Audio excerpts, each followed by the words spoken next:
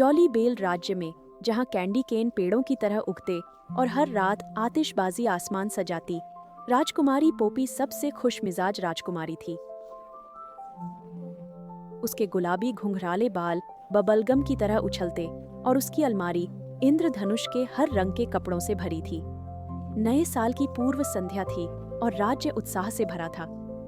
हर साल jolly bell की विशाल उलटी गिनती घड़ी आधी रात को 12 जादुई आवाजें करती, पूरे देश में खुशी और चमक फैलाती।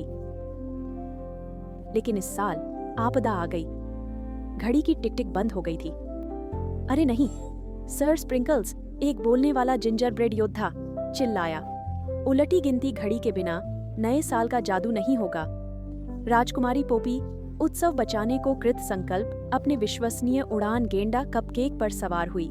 साथ में वे महान घड़ी मीनार पहुंचे, जहां घड़ी का रखवाला टॉकल्स नामक नींदू अजगर गियरों के ढेर पर सो रहा था। टॉकल्स! पोपी ने धीरे से अजगर को जगाते हुए पुकारा। घड़ी काम नहीं कर रही है। टॉकल्स ने धुएं की जम्हाई ली। अरे बाप रे, मैंने पिछली नींद में जादुई चाबी गिरा दी। इसके बिना घड़ी नहीं चलेगी। चाबी खोजने पॉपी और कपकेक निकल पड़े। वे चमकीले गमड्रॉप जंगल पर उड़े, जहां लॉलीपॉप लड़कों ने जेलीबीन नदी दिखाई। नदी पर पानी की परी ने पहेली गाई। तुमसे बड़ी चाबी वहां है जहां तारे चमकते। कल को मत भूलना जो आज होगा। राज्य से बड़ा चमकीली रात में देखो। पॉपी खिलखिलाई। वो तारों वाला मैदान होगा। तारों के मैदान में धूमकेतु की पूंछ पर चाबी दिखी। जैसे ही पहुंचे, शरारती चांद चूहों ने हंसकर चाबी छीन ली।